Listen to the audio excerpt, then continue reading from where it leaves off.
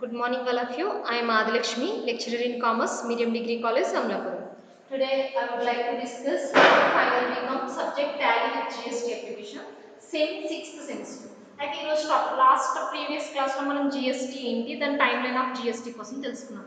అయితే ఈ క్లాస్లో మనం జిఎస్టీ అంటే ఏంటి, అసలు జిఎస్టీకి ఉండే అడ్వాంటేజెస్ ఏంటి, కాంపోనెంట్స్ ఏంటి, అసలు what are the difference between VAT and GST, అంటే జిఎస్టీకి వ్యాట్కి మధ్య గల భేదాలు ఏంటి తెలుసుకుందాం. అంటే అసలు జిఎస్టీ అంటే ఏం చెప్పుకున్నాం మనం, గూడ్స్ అండ్ సర్వీస్ ట్యాక్స్ కింద చెప్పుకున్నాం. అంటే వస్తువులు మరియు సేవలపై విధించే పన్ను, అంటే వస్తువులు మరియు సేవలపై గమ్యము ఆధారంగా విధించడం జరుగుతుంది. అంటే ఇది ఒక డెస్టినేషన్ కన్సంప్షన్ బేస్డ్ ట్యాక్స్, అంటే డెస్టినేషన్ బేస్డ్ కన్సంప్షన్ ట్యాక్స్ కింద దీన్ని చెప్పుకోవచ్చు. అంటే ప్రారంభ దశల నుంచి అంతిమంగా వినిమయం జరిగే వరకు ప్రతి దశలోనూ దీన్ని విధించడం జరుగుతుంది. అంటే ఉత్పత్తి దశ నుంచి వినిమయం జరిగే అన్ని దశలలోనూ దీన్ని విధించడం జరుగుతుంది. కాబట్టి జిఎస్టీ అనేది ఒక ఇండైరెక్ట్ ట్యాక్స్ కింద చెప్పుకోవచ్చు. జిఎస్టీ అనేది ఒక ఇండైరెక్ట్ ట్యాక్స్ కింద చెప్పుకోవచ్చు. అంటే వస్తువులు మరియు సేవల మీద గమ్యము ఆధారంగా ఏమవుతుంది, విధించబడుతుంది. అంటే ఉత్పత్తి దశ నుండి అంతిమంగా వినిమయం వరకు, అంటే ఏంటిది, ఉత్పత్తి దశ నుంచి ప్రారంభమయ్యి అంతిమంగా వినిమయం దశ వరకు కూడా ఇది ప్రతి దశలోని కూడా దీన్ని ఆ ప్రతి దశలో కూడా దీన్ని ఏం చేస్తారు, విధించడం జరుగుతుంది. అలా ప్రతి దశలో విధించడం జరుగుతుంది కాబట్టి ఇది ఏంటి మనకి GST, goods and service tax, అంటే వస్తువులు మరియు సేవల మీద విధించడం జరుగుతుంది. అయితే జిఎస్టీ, అసలు ఈ జిఎస్టీ వస్తువులు మరియు సేవల మీద విధించే పన్ను, అంటే ఇప్పుడు మునుపటి దశల్లో అనుకో ఏమైంది, పన్నులన్నిటిని కూడా ఒక వస్తువు మీద అనేక రకాల పన్నులు అనేవి జరిగేవి. అంటే అనేక రకాల పన్నులు అనేవి విధింపబడేది. అంటే ఒక పన్ను మీద పన్ను అనేది పడేది, ఒక వస్తువు మీద కావచ్చు లేకపోతే ఒక సేవ మీద కావచ్చు, పన్ను మీద పన్ను అనేది విధించడం జరిగేది. కానీ ఈ జిఎస్టీకి వచ్చేటప్పటికి ఈ పన్నులన్నింటినీ సెటాప్గా చూపించడం వల్ల ఒకే పన్ను విధానం, ఒక దేశం ఒక పన్ను విధానం అనేది జరగడం జరిగింది. అంటే ఒక దేశం ఒక పన్ను విధానంతో జిఎస్టీ అనేది మార్పు చెందుతుంది. అంటే మార్కెట్ అనేది ఒక యూనిఫైడ్ కింద ఉండడం జరుగుతుంది. మన మార్కెట్ అనేది ఎలా ఉంటుంది, ఒక యూనిఫైడ్ కింద క్లియర్గా ఉండడం జరుగుతుంది జిఎస్టీ రాక వల్ల. కాబట్టి క్లుప్తంగా చెప్పాలంటే ఆ మునుపటి దశల్లో ఏవైది విలువ జోడింపు పైన వెళ్తూ అంతిమంగా వినియోగదారుల మీద పన్ను భారం అనేది పడేది. కాబట్టి ఇక్కడికి వచ్చేటప్పటికి జిఎస్టీ అనేది అలా ఉండదు. కానీ జిఎస్టీకి కొన్ని కాంపోనెంట్స్ ఉన్నాయి, అంటే కొన్ని భాగాలు ఉన్నాయి. అంటే ఆల్ ఓవర్ ద వరల్డ్లో జిఎస్టీలో చాలా మోడల్స్ ఉన్నాయి. కానీ మన ఇండియా అడాప్ట్ చేసుకునే మోడల్ని మనం ఏమంటామంటే డ్యూయల్ జిఎస్టీ మోడల్, దాన్నే ద్వంద్వ జిఎస్టీ విధానం అని అంటాం. దాన్నే డ్యూయల్ జిఎస్టీ మోడల్ లేదా ద్వంద్వ జిఎస్టీ విధానం, డ్యూయల్ జిఎస్టీ మోడల్, ద్వంద్వ జిఎస్టీ విధానం. డ్యూయల్ జిఎస్టీ మోడల్ అంటే ఇది మన ఇండియా అడాప్ట్ చేసుకున్న మోడల్ కింద చెప్పుకోవచ్చు. అంటే మన ఇండియా అడాప్ట్ చేసుకున్న మోడల్ని మనం ఏమంటాం, జిఎస్టీ మోడల్ కింద చెప్పవచ్చు, డ్యూయల్ జిఎస్టీ మోడల్ కింద చెప్పుకోవచ్చు. అయితే ఈ డ్యూయల్ జిఎస్టీ మోడల్లో మనకి compulsory first central GST, state GST ఉంటుంది. అది కాక ఐజిఎస్టీ అనేది కూడా ఉంటుంది. అంటే దీంట్లో రెండు భాగాలు ఉన్నా కానీ ఇంకొకటి ఐజిఎస్టీ కింద చెప్పుకోవచ్చు. అంటే ఏంటి, ఫస్ట్ ఇందులో సెంట్రల్ జిఎస్టీ, సిజిఎస్టీ, రెండవది SGST.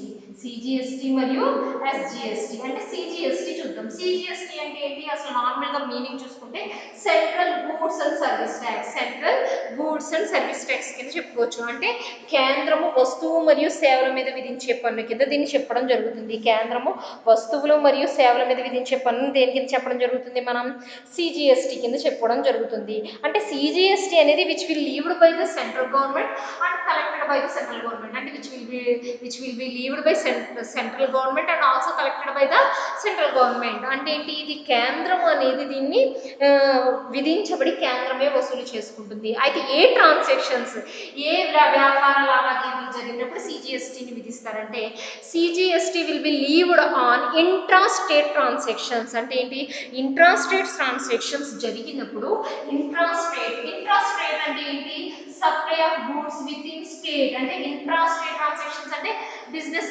Conducted within the states, అంటే విత్ ఇన్ స్టేట్ లో మనకి, అంటే వన్ ప్లేస్, అంటే one person in one place, same state. అంటే ఒక పర్సన్, ఫర్ ఎగ్జాంపుల్ పంజాబ్లో ఉన్న ఒక పర్సన్ అదే రాష్ట్రంలో ఉన్న మరొక పర్సన్కి వ్యాపార లావాదేవీలు జరిగినప్పుడు మనకి సిజిఎస్టి అనేది విధించడం జరుగుతుంది. అంటే ఏంటి ఇక్కడ ఇంట్రా స్టేట్ ట్రాన్సాక్షన్స్ జరిగినప్పుడు అంటే business conducted within the states అంటే business conducted within the state అంటే ఏంటి విత్ ఇన్ స్టేట్ లో మనకి ట్రాన్సాక్షన్స్ వ్యాపార లావాదేవీలు జరిగినప్పుడు ఇంట్రా స్టేట్ ట్రాన్సాక్షన్స్ జరిగినప్పుడు సిజిఎస్టి అనేది విధించడం జరుగుతుంది.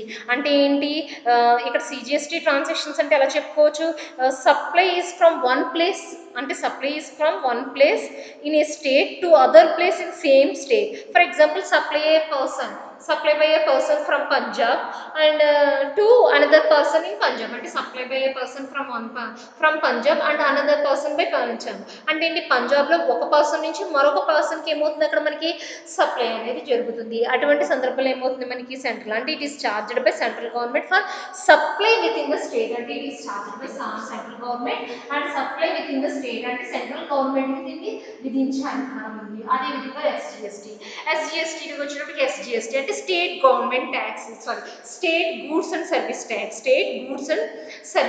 అంటే ఇది కూడా సేమ్ అని ఇంట్రా స్టేట్ ట్రాన్సాక్షన్స్ జరిగినప్పుడే అంటే ఇక్కడ స్టేట్ గవర్నమెంట్ అనేది ఏం చేస్తుంది which will be levied by state government on the intra state transaction that is transaction within state transactions or within state అంటే ఇంట్రా స్టేట్ ట్రాన్సాక్షన్స్ జరిగినప్పుడు అంటే ఏంటి ఒక వ్యాపార లావాదేవీలు అనేవి జరిగినప్పుడు అటు సిజిఎస్టి మరియు ఎస్జిఎస్టి అనేది పన్ను వసూలు చేయడం జరుగుతుంది. కాబట్టి అక్కడ మనకి ఏంటి ఒక రాష్ట్రంలో రెండు పన్నులు పడతాయి ఏంటవి సిజిఎస్టి మరియు ఎస్జిఎస్టి. ఇది కాక ఐజిఎస్టి అంటే ఫర్ ఎగ్జాంపుల్ చూడండి ఇంటర్ స్టేట్ ట్రాన్సాక్షన్స్ జరుగుతాయి అంటే ఇంటర్ స్టేట్ అంటే ఏంటి supply of transactions from one state to another state అంటే ఏంటి ఒక స్టేట్ నుంచి మరొక రాష్ట్రం అంటే ఒక రాష్ట్రం నుంచి మరొక రాష్ట్రానికి ఇంటర్ స్టేట్ ట్రాన్సాక్షన్స్ జరిగినప్పుడు ఈ రెండు కూడా ఏమైనాయి మనకి ఇంట్రా రెండవది ఏంటి inter state transactions inter state అంటే ఏంటి ఇంటర్ స్టేట్ దేనికి సంబంధించింది ఐజిఎస్టికి సంబంధించింది. ఐజిఎస్టి అంటే ఏం చెప్పుకుంటాం మనం integrated goods and service tax integrated goods and service tax integrated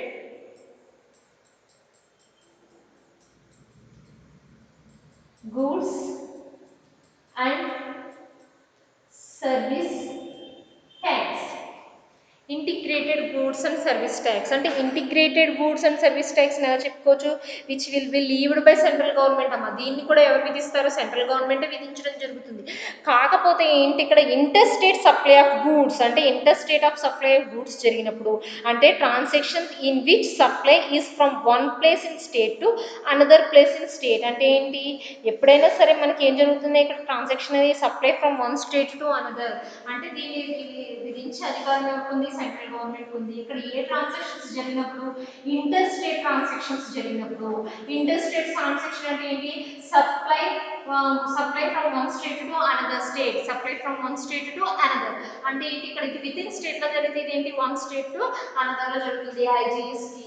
కాబట్టి ఏంటి మనకు కాంపోనెంట్స్ చూసుకున్నా లేకపోతే భాగాలు చూసుకున్నా ఏ విధంగా చెప్పుకోవచ్చు దీని యొక్క భాగాలు లేదా components CGST IGST and SGST కింద చెప్పుకోవచ్చు. CGST central goods and service tax SGST state goods and service tax అదేవిధంగా IGST integrated goods and service tax central CGST అంటే ఏంటి చెప్తాం it will be levied by central government on intrastate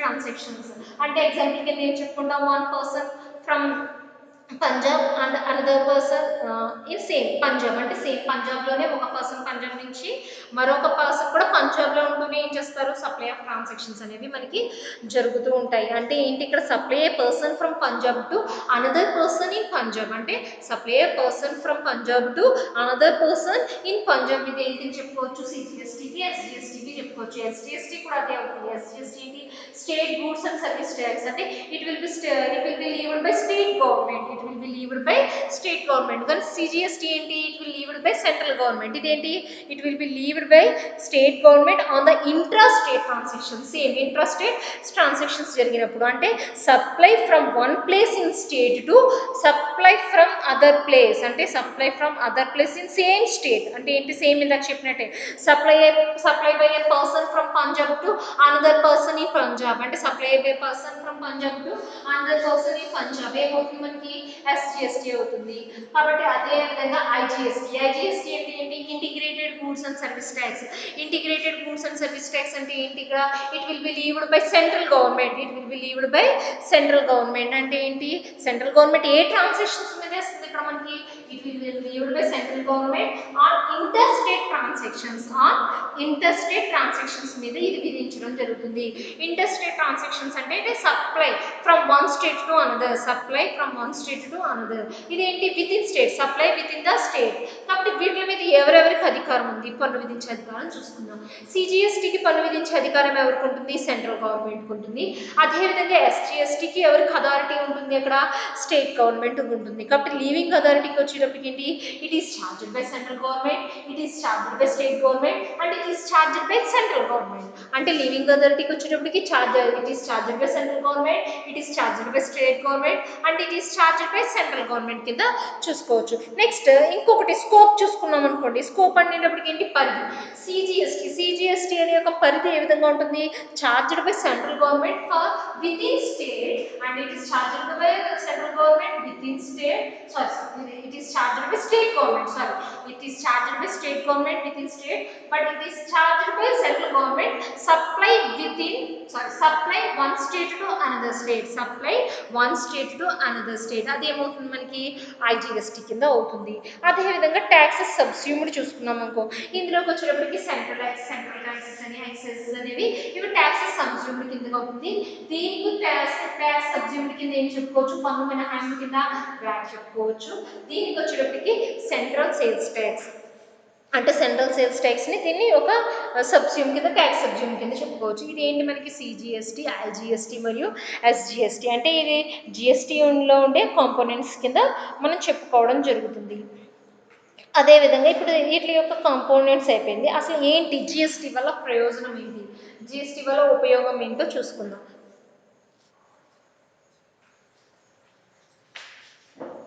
next GST ప్రయోజనాలు అంటే GST advantages. GST వల్ల మనకు వచ్చే advantages ఏంటి?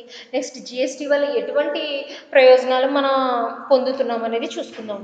అంటే ఇప్పుడు వస్తు సేవల పన్ను అంటే ఏంటి? జిఎస్టి అనే చెప్పుకున్నాం. అంటే ఈ వస్తు సేవల పన్ను వల్ల మనకి ఒక్కొక్కరికి ఒక్కొక్క ప్రయోజనం ఉంటుంది. అంటే ఫర్ ఎగ్జాంపుల్ దేశానికి కలిగే ప్రయోజనం చూద్దాం. అంటే ఫర్ ఎగ్జాంపుల్ మన దేశానికి కలిగే ప్రయోజనాలు ఏంటి? ఫస్ట్ వన్ ఏంటి? దేశానికి కలిగే ప్రయోజనాలు. దేశానికంటే ఏంటి? మన దేశానికి ఏ విధంగా జిఎస్టి అనేది ప్రయోజనం అనేది కలుగుతుందో చూద్దాం. దేశానికి ఏ విధంగా పని కలుగుతుంది? ఇప్పుడు జిఎస్టి అనేది ఏ విధంగా పనిచేస్తుందని చెప్పాను? ప్రారంభ దశ నుండి అంటే ఉత్పత్తి దశ నుండి అంతిమ దశ వరకు కూడా ఏమవుతుంది? జిఎస్టి అనేది మనకి పన్ను అనేది వస్తుంది. కానీ ఇదివరకు ఏమైంది? ఇదివరకు కేంద్ర రాష్ట్రాలన్నీ కూడా ఏమైనాయి? ఒక సెటప్ చూపించడం జరగకపోయింది. అంటే సెటప్ అనేది లేదు. దానివల్ల ఏమైంది? బహుళ పన్నుల దుష్ప్రభావాలు అంటే మల్టిప్లిసిటీ ఆఫ్ ట్యాక్సెస్ అనేది ఎక్కువైంది. దానివల్ల ఏమైంది? బహుళ పన్ను దుష్ప్రభావాలనే ఏర్పడింది. ఎప్పుడైతే జిఎస్టి రాకతో పన్నులన్నిటినీ సెటఫ్గా చూపించడం జరిగిందో కాబట్టి ఒక వస్తువుపై ఏమవుతుంది మనకి?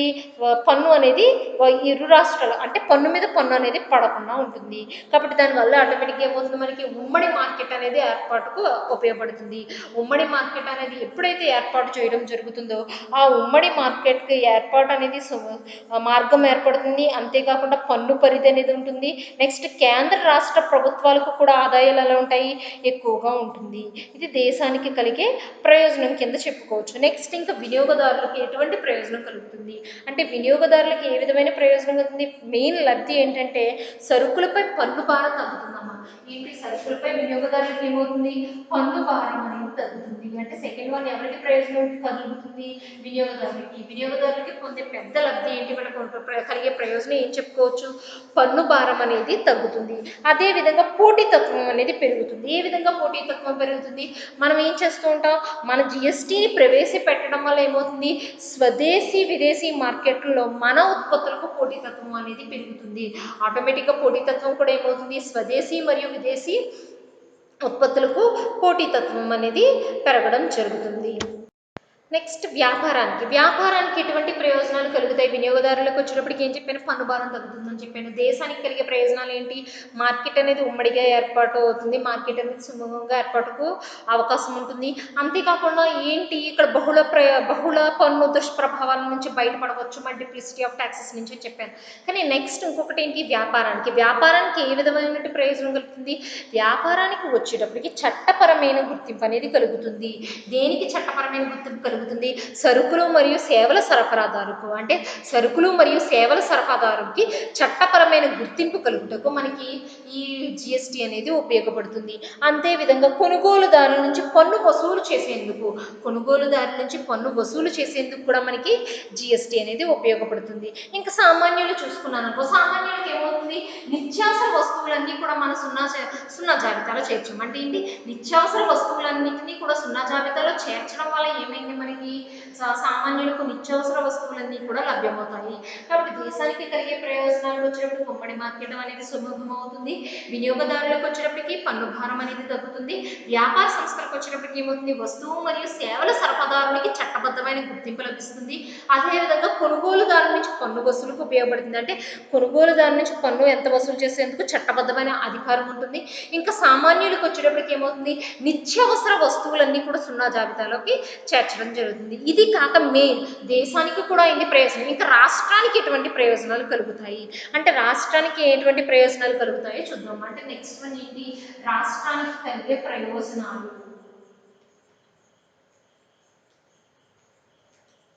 రాష్ట్రానికి కలిగే ప్రయోజనాలు అంటే రాష్ట్రానికి ఎటువంటి ప్రయోజనాలు కలుగుతాయి? ఇప్పుడు రాష్ట్రాన్ని చూసుకున్నాం అనుకో, ఫర్ ఎగ్జాంపుల్ ఇప్పుడు జిఎస్టీ రాకముందు, అంటే జిఎస్టీ రాకముందు ఏం జరిగింది? మనకి ఒక వస్తువు ఏ ప్రాంతంలో తయారైందో పన్ను కూడా ఆ ప్రాంతంలోనే వసూలేది. అంటే ఏంటి? జిఎస్టీ రాకముందు ఏం జరిగేది? ఒక వస్తువు ఏ ప్రాంతంలో తయారయ్యేదో పన్ను వసూలు కూడా ఏం చేసేవారు? ఆ రాష్ట్రం నుంచి వసూలు చేసుకునేవారు. జిఎస్టీ రాకముందు, అవునా? రాకముందు. కానీ కొత్త వస్తు సేవల పన్ను అంటే మన జిఎస్టీ గూడ్స్ అండ్ సర్వీసెస్ వచ్చిన తర్వాత ఏమైంది? ఆ పద్ధతి, ఆ మెథడ్ అనేది టోటల్ మారిపోయిందమ్మా. ఏ విధంగా మారింది? ఇప్పుడు తయారైన వస్తువు చివరిగా ఏ ప్రాంతంలో వినియోగం అవుతుందో, అంటే ఏ ప్రాంతంలో వినియోగపడుతుందో ఆ రాష్ట్రానికి పన్ను అనేది తగ్గుతుంది. ఆ రాష్ట్రానికి ఏమవుతుంది? దాని తాలూకు పన్ను తగ్గుతుంది. అంటే జిఎస్టీ రాకముందు ఏమైంది? పన్ను వస్తువు కావచ్చు, వస్తువు అనేది ఎక్కడ తయారవుతుందో, ఏ ప్రాంతంలో తయారవుతుందో పన్ను వసూలు కూడా ఆ రాష్ట్రమే వసూలు చేసుకునేది. అంటే ఆ రాష్ట్రం నుంచే మొదలయ్యేది పన్ను వసూలు అనేది. కానీ ఈ జిఎస్టీ రాకతో ఏమైంది? పద్ధతి అనేది మారిపోయింది. అంటే ఏమైంది? జిఎస్టీ రాకతో వస్తువు అనేది కొత్తగా, అంటే ఇప్పుడు తయారైన వస్తువులు చివరిగా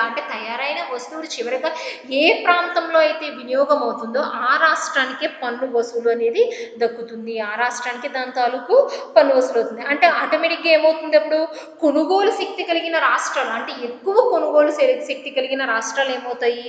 ఆటోమేటిక్గా పన్నులు ఎక్కువ వచ్చే అవకాశం ఉంటుంది. అంటే ఎక్కువ కొనుగోలు శక్తిని ఏవైతే రాష్ట్రాలు కలిగి ఉంటాయో, కొనుగోలు శక్తిని కలిగి ఉండే రాష్ట్రాలు కూడా పన్నును ఎక్కువ వసూలు చేసుకునే అవకాశాన్ని కలిగి ఉంటుంది. అంతేకాకుండా మరేంటి?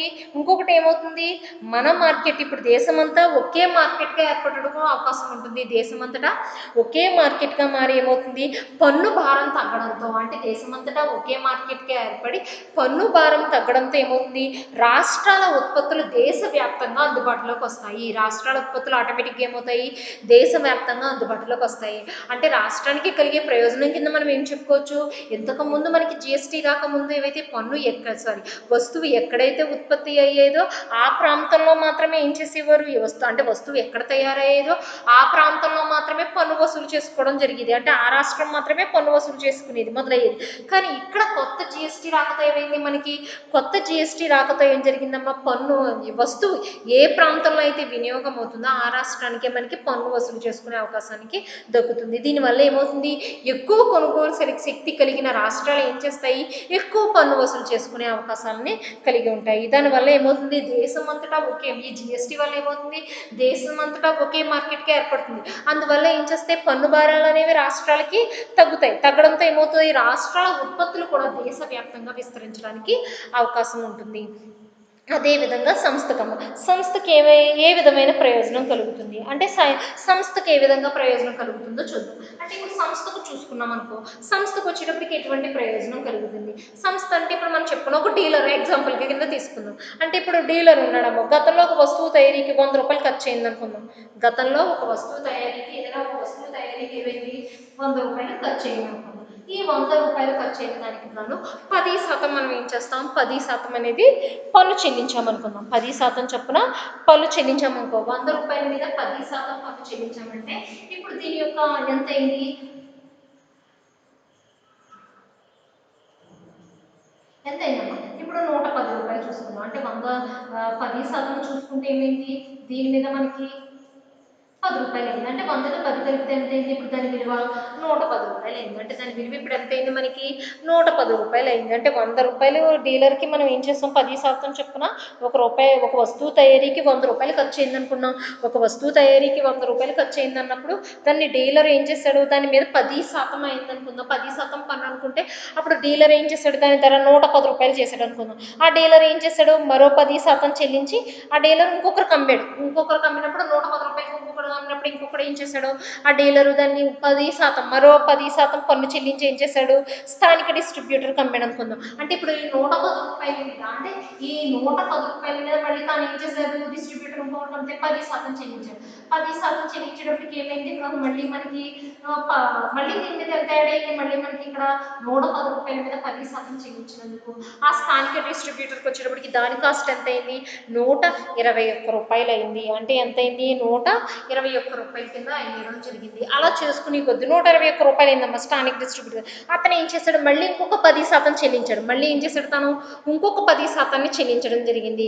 ఇంకొక 10% చెల్లించడం వల్ల ఏం జరిగింది, ఆటోమేటిక్గా మనకి అక్కడ 10% అంటే 10% చెల్లించడం వల్ల ఏంది, ఆ వస్తువు 133 రూపాయలకి ఏమైంది, దుకాణదారుడు అమ్మడం జరిగింది. అంటే ఆ వస్తువుని దుకాణదారుడు ఎంతకు అమ్మడం జరిగింది, 133 రూపాయలకి అమ్మడం జరిగిందనమాట. అంటే సంస్థలకు ఏ విధంగా ప్రయోజనం కలుగుతుందో చెప్దాం. ఇప్పుడు ఫర్ ఎగ్జాంపుల్ ఇందాక చెప్పింది మనం ఒకసారి చూడండి. ఇప్పుడు ఒక డీలర్ ఉన్నాడు. డీలర్ ఏం చేశాడు, ఒక వస్తువును 100 రూపాయలకు కొనుగోలు చేశాడు అనుకుందాం. ఒక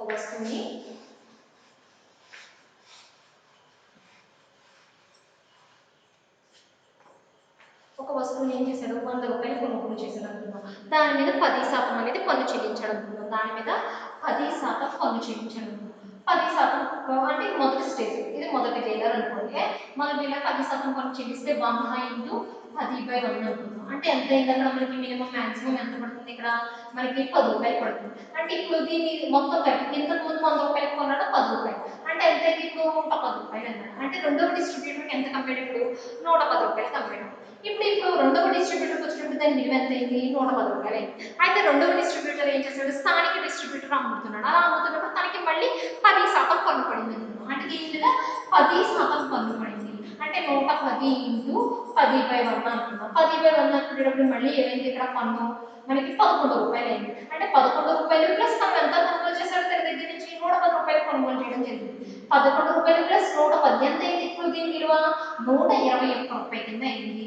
అంటే ఎంత అమ్మడం జరుగుతుంది, తను 121 రూపాయలకి స్థానిక డిస్ట్రిబ్యూటర్కి అమ్మాడు. అంటే 121 రూపాయలకి ఎవరికి అమ్మాడు, స్థానిక డిస్ట్రిబ్యూటర్కి అమ్మాడు. అయితే స్థానిక డిస్ట్రిబ్యూటర్ ఏం చేశాడు, దుకాణదారుడికి అమ్మడం జరిగింది. ఆ దుకాణదారుడికి అమ్మడం ఒకవేళ 10% పన్ను చెల్లించాడు. మళ్ళీ 10% పన్ను చెల్లించినప్పుడు అసెప్షన్ అనుకోండి, 10% అంటే అరౌండ్ 13 రూపాయలు అనుకున్నాం. అంటే 121 ఇంటూ 10/100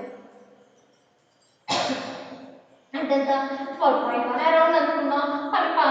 ఎంత 13 రూపాయలు అనుకున్నాం. అంటే ఏంటి, తన దగ్గరికి వచ్చేటప్పటికి ఎంత అయింది, 133 రూపాయలు అయింది. అంటే 100 రూపాయలు అన్నది ఏమైంది, 133 రూపాయలు అయింది ఒక డీలర్కి వచ్చేటప్పటికి. ఇది జిఎస్టీ రాకముందు. అదే జిఎస్టీ వచ్చిన తర్వాత ఏమైంది, ఒకవేళ జిఎస్టీ అనేది వచ్చిందనుకోండి, వచ్చిన తర్వాత అంటే జిఎస్టీ వచ్చిన తర్వాత ఈ విధానం అనేది మొత్తం మారిపోయింది. అంటే ఇన్పుట్ క్రెడిట్ అనేది లభించింది.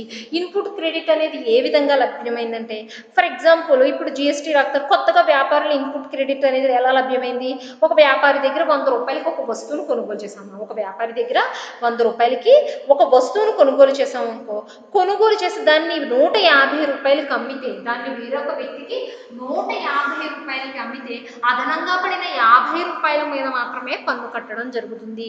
అంటే ఏంటి, అదనంగా చేసినటువంటి 50 రూపాయల మీద మాత్రమే ఏం చేస్తాము, పన్ను అనేది కట్టడం జరుగుతుంది. కాబట్టి దీనివల్ల ఏమవుతుంది, సంస్థలకు ఉత్పత్తి వ్యయం అనేది తగ్గుతుంది. దీనివల్ల సంస్థలకు ఏమవుతుంది, ఉత్పత్తి వ్యయం అని అవుతుంది. అంటే ఏంటి, మొదట వ్యాపారుడే 100 రూపాయలకి తక్కువ, మొదటి వ్యాపారుడు ఏం చేస్తాడు, 100 రూపాయలకి కడితే సరిపోతుంది. రెండవ వ్యక్తి దగ్గరికి వచ్చేటప్పటికి ఏమవుతుంది, పైన చేర్పించిన 50 రూపాయలకి కడితే సరిపోతుంది. దీనివల్ల ఏమవుతుంది, మనకి పన్ను అనేది, పన్ను భారం, ఇన్పుట్ క్రెడిట్ అనేది ఏమవుతుందో పన్ను చెల్లింపులు ప్రోత్సహిస్తుంది. ఆటోమేటిక్గా ఏమవుతుంది, మనకి ఉత్పత్తి వ్యయం అనేది తగ్గుతుంది. ఇది ఏమిటి, మనకి జిఎస్టీ యొక్క ప్రయోజనం అనేది చెప్పుకోవచ్చు. నెక్స్ట్ వ్యాట్ మరియు జిఎస్టీ డిఫరెన్స్ చూద్దాం.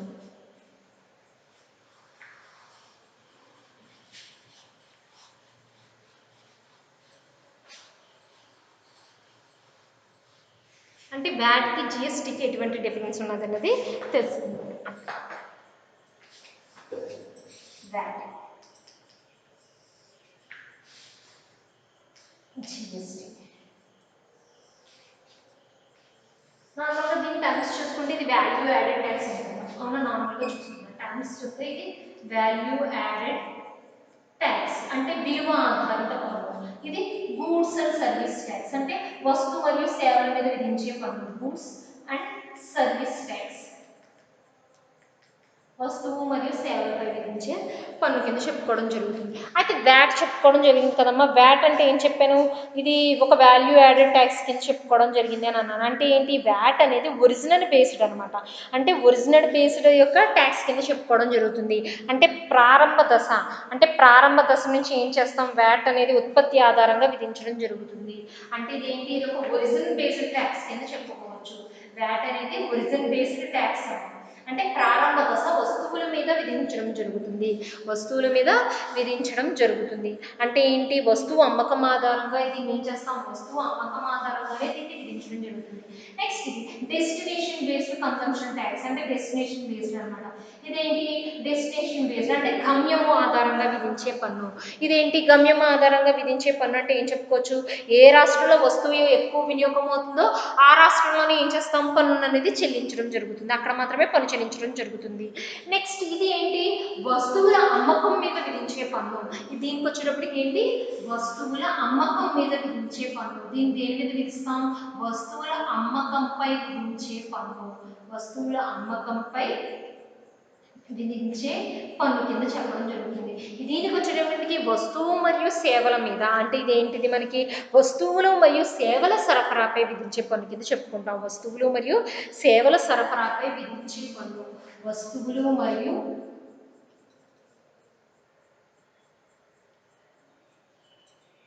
సేవల సరఫరాపై, వస్తువులు మరియు సేవల సరఫరాపై విధించే పన్ను. అంటే ఇది వస్తువులు మరియు సేవల సరఫరాపై దీన్ని విధించడం జరుగుతుందమ్మా. నెక్స్ట్ ఇవి సరఫరా క్రమం పని. ఇవేంటి, రాష్ట్రాలు అనేవి పన్ను విధించేటప్పుడు ఒక వాల్యూ చైన్ యాడెడ్లో వెళ్తాయి. అంటే ఏంటి, ఒక సరఫరా క్రమం పైనే వెళ్తాయి. ఇవేంటి, గమ్యం ఆధారంగా విధించడం జరుగుతుందని చెప్పాను. కాబట్టి ఏంటి, ఇవి ఒరిజినల్ బేస్డ్ కింద దీన్ని విధిస్తే దీన్ని ఏం చేస్తాం, డెస్టినేషన్ బేస్డ్ కింద దీన్ని విధించడం జరుగుతుంది. కాబట్టి ఇక్కడ ట్యాక్సిబుల్ ఈవెంట్ చూసుకున్నప్పటికీ, అంటే ఇక్కడ మనం పన్ను ట్యాక్సిబుల్ ఈవెంట్ చేయడం ఏంటి, ఇక్కడ మనకి గూడ్స్ మీద, సప్లై ఆఫ్ గూడ్స్ మీద జరుగుతుంది. అక్కడ ఏంటి, supply of goods and services మీద కూడా జరుగుతుంది. నెక్స్ట్ ఇంకొకటి ఏంటి, క్యాస్కేడింగ్ ఎఫెక్ట్ కావచ్చు, లేకపోతే ట్యాక్స్ క్రెడిట్ కావచ్చు, ట్యాక్స్ కలెక్షన్ కావచ్చు. అంటే ట్యాక్స్ కలెక్షన్కి వచ్చేటప్పటికి స్టేట్ గవర్నమెంట్ లో మనకి స్టేట్ గవర్నమెంట్ అంటే రాష్ట్ర ప్రభుత్వం అనేది కలెక్షన్ అనేది జరుగుతుంది. ట్యాక్స్ కలెక్షన్కి వచ్చేటప్పటికి అంటే ఏంటి, only state government gets the collection of the VAT. అంటే ఏంటి, only state government gets whole share of the tax అనేది ఇందులో ఉంటుంది. ఇంకా జిఎస్టీకి వచ్చేటప్పటికి ఇందులో ఏంటి, జిఎస్టీకి వచ్చేటప్పటికి ఎస్జిఎస్టీ మరియు సిజిఎస్టీ ఉంటుంది. ఎస్జిఎస్టీ వచ్చి కలెక్షన్ ఏమవుతుంది, స్టేట్ గవర్నమెంట్. అదేవిధంగా సిజిఎస్టీకి వచ్చేటప్పటికి ఏమవుతుంది, సెంటర్ అనేది విధించడం జరుగుతుంది. కాబట్టి ఇక్కడ సిజిఎస్టీ మరియు ఎస్జిఎస్టీలో అంటే సెంటర్ తీసుకోవడం జరుగుతుంది, ఇక్కడ స్టేట్, ఇక్కడ ఓన్లీ స్టేట్ మాత్రమే కలెక్షన్ షేర్ అనేది ఉంటుందమ్మా. ఇంకా నెక్స్ట్ ఇంకొకటి ఏదైనా చూసుకుంటే ఆన్లైన్ పేమెంట్ అనేది చూసుకుంటే, వ్యాట్లో ఏమన్నా ఆన్లైన్ పేమెంట్ చూసుకుంటే ఇందులో నాట్ కంపల్సరీ. ఆన్లైన్ పేమెంట్ అనేది వ్యాట్లో కంపల్సరీ కాదమ్మా. కానీ జిఎస్టీకి వచ్చేటప్పటికి online payment is compulsory if tax is more than 10,000. అంటే online payment is compulsory if tax is more than 10,000. అంటే 10,000 దాటినప్పుడు పన్ను అనేది మనకి పన్నుగా విధించదగు ఆదాయం అనేది 10,000 దాటితే కంపల్సరీ ఇక్కడ ట్యాక్స్ అనేది పే చేస్తాం ఆన్లైన్లో. ఇక్కడ ఆన్లైన్ అనేది కంపల్సరీ కాదు. నెక్స్ట్ ఇది రిజిస్ట్రేషన్ చేసుకోవాలంటే ట్యాక్స్ ఐడెంటిఫికేషన్ నెంబర్ అంటే టిన్ బేస్డ్తో రిజిస్ట్రేషన్ అవుతుంది. ఇది ఏ బేస్డ్తో రిజిస్ట్రేషన్ అవుతుంది? టిన్ బేస్డ్తో అంటే ట్యాక్స్ ఐడెంటిఫికేషన్ నెంబర్తో అవుతుంది. నెక్స్ట్ ఇదికి వచ్చేటప్పటికి ఏంటి ప్యాన్తో దీన్ని రిజిస్ట్రేషన్ చేసుకోవడం జరుగుతుంది. అంటే పర్మనెంట్ అకౌంట్ నెంబర్ బేస్డ్తో దీన్ని మనం రిజిస్ట్రేషన్ చేసుకోవడం జరుగుతుంది. ఒకవేళ ఆన్లైన్ పేమెంట్ అనేది ఏం చెప్పాను మీకు, ఒకవేళ ఆన్లైన్ పేమెంట్ అనేది ఇందులో మనకి వ్యాట్లో కంపల్సరీ కాదు, కానీ ఇందులోకి వచ్చేటప్పటికి ఏంటి ఆన్లైన్ పేమెంట్ అనేది ఏంటి if tax is more than 10,000 online payment is compulsory అమ్మ. కానీ ఇక్కడికి వచ్చేటప్పటికి ఏంటి నెక్స్ట్ మనకి బిజినెస్ రేటింగ్స్ అనేవి ఏమీ ఉండవు. వ్యాట్లోకి వచ్చేటప్పటికి ఎటువంటి బిజినెస్ రేటింగ్స్ అనేవి ఉండవు. కానీ జిఎస్టీ రేటింగ్ అనేది ఏంటి టైమ్లీ ఫైలింగ్ ఆఫ్ రిటర్న్స్ అంటే మనం టైమ్లీ రిటర్న్స్ అనేది ఫైల్ చేస్తున్నప్పుడు పేమెంట్స్ చేస్తున్నప్పుడు జిఎస్టీ రిటర్న్ అనేది జిఎస్టీ రేటింగ్స్ అనేవి ఇవ్వడం జరుగుతుంది.